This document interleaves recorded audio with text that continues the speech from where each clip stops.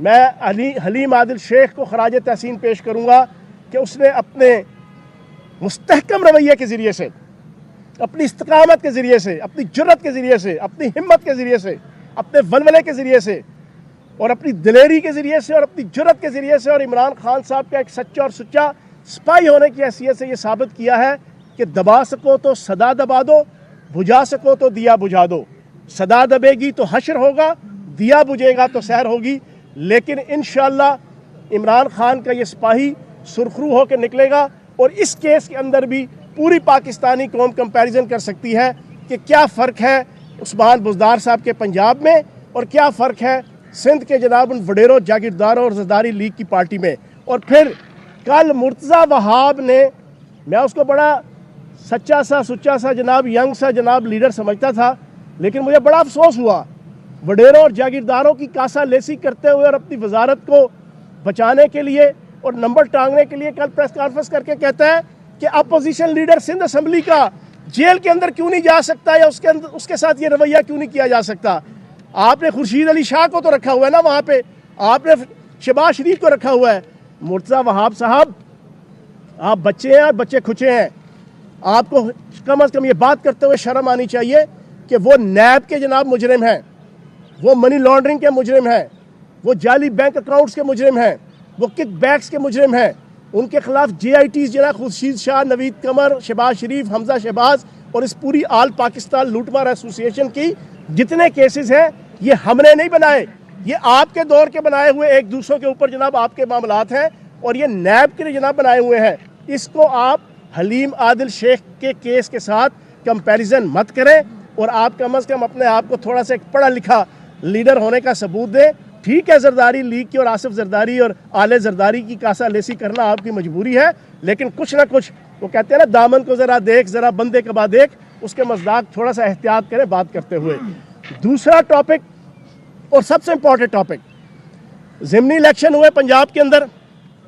ڈسکا کا اور وزیر آباد کا۔ اس کے بعد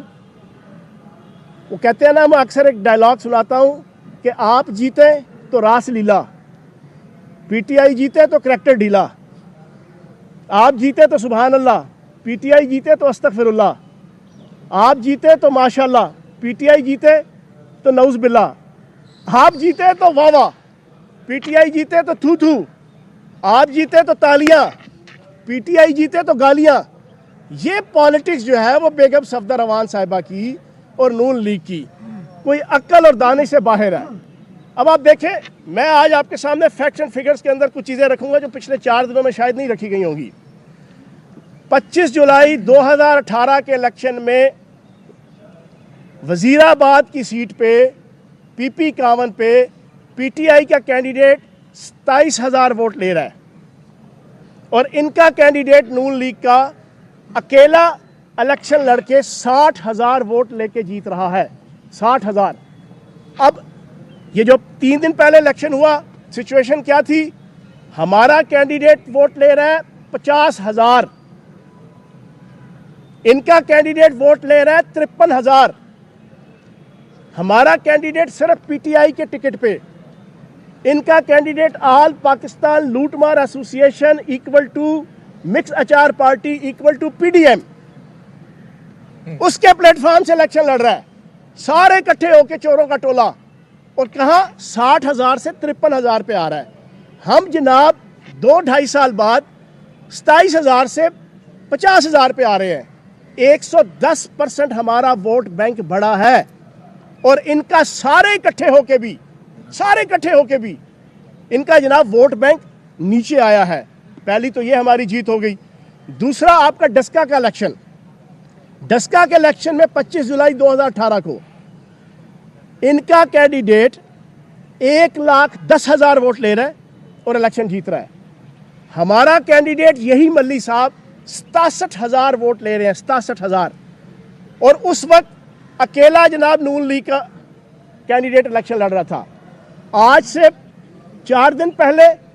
پوری پی ڈی ایم مکس چار پارٹی مل کے جناب باہوں میں باہیں ڈال کے، ہاتھوں میں ہاتھیں ڈال کے، سینے سے سینہ ملا کے، منی لانڈرنگ سے بچنے کے لیے کیسز سے، آپ کے نیب کے کیسز سے بچنے کے لیے، NRO لینے کے لیے سارے مل کے الیکشن لڑتے ہیں اور ووٹ لیتے ہیں 1,10,000. ہمارا وہی کینڈیڈیٹ وہ لیتا ہے 1,16,000 اکیلا. کہاں وہ 67,000 لے رہا ہے, کہاں پہ وہ 1,16,000 لے رہا ہے. تو جناب ہمارا ووٹ بینک جیتے بھی ہیں اور بڑے بھی ہیں. تو میں اس انالیسس کے ساتھ, اور یہ میں پوری پاکستانی قوم کے سامنے رکھ رہا ہوں کہ جو میری اس وقت گفتگو سن رہا ہے وہ اسی وقت گوگل میں جائے, 25 جولائی 2018 کے الیکشن کا جو آفیشیل ویب سائٹ ہے الیکشن کمیشن کی, وہاں سے رزلٹ نکال لے.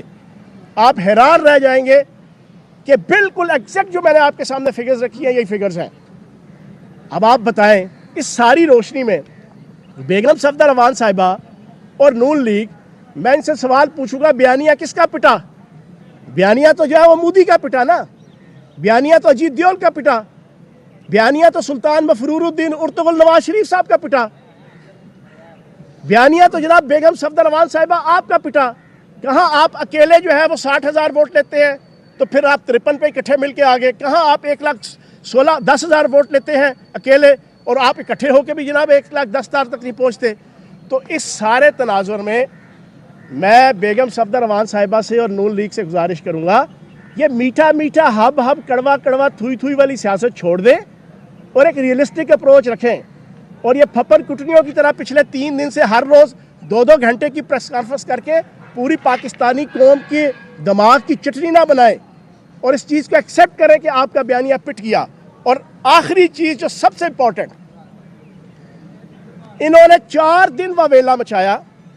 4 دن انہوں نے چوں چوں چاں چاں کی. آگے سے کپتان وزیر اعظم پاکستان عمران خان صاحب نے سلطان صلاح الدین ایوبی کی طرح اور 1999 کی اپنی ہی ہسٹری دہراتے ہوئے جب انہوں نے سری کانت کو آؤٹ کیا, امپائر نے آؤٹ دیا,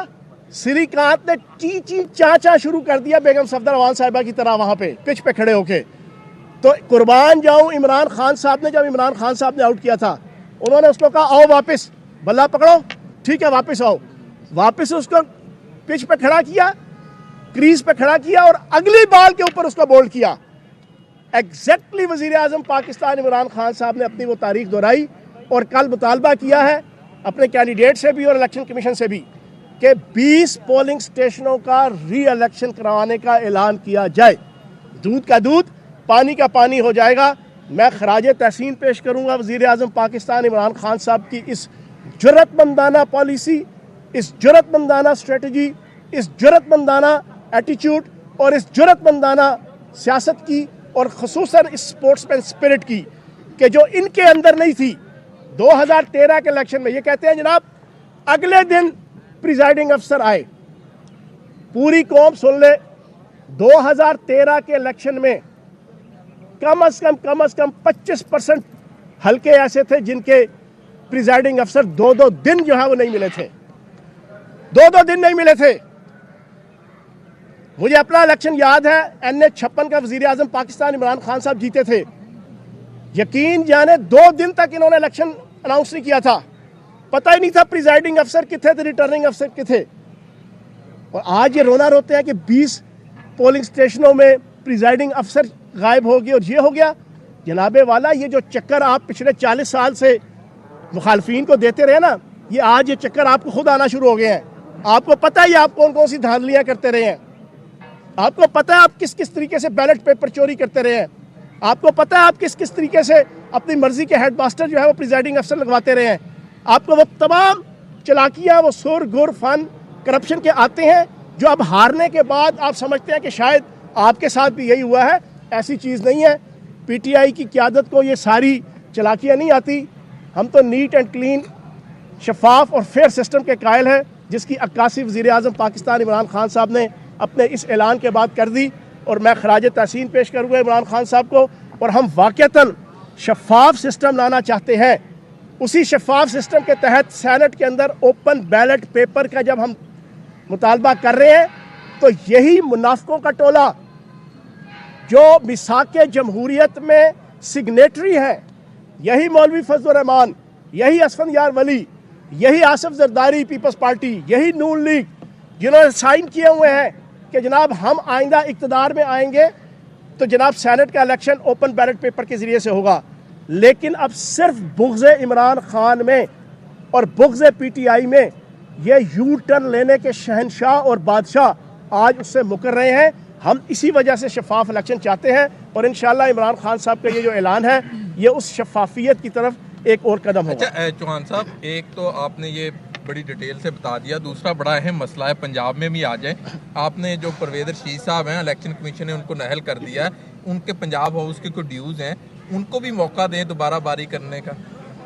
رانا صاحب آپ نے بڑا اچھا سوال پوچھا۔ آپ مجھے یہ بتائیں کیا الیکشن کمیشن، کیا آر او وہ پرویز رشید صاحب کو 21 توپوں کی سلامی دیں، ان کو سر پہ بٹھائیں، ان کو پلکوں پہ سجائیں، ان کو سینے سے لگائیں کہ شاباش آپ نے 10 سال اپنی دور حکومت میں 85-90 لاکھ روپے ڈکار گئے پنجاب ہاؤس کا، آپ نے بہت اچھا کیا، تو جناب اچھی بات ہے، اور جناب اپریشیٹ کیا جائے۔ وقف کرتے ہیں ہم آپ کو، آپ دوبارہ آئیں، دوبارہ سینٹر بنے، دوبارہ لوٹ مار کریں۔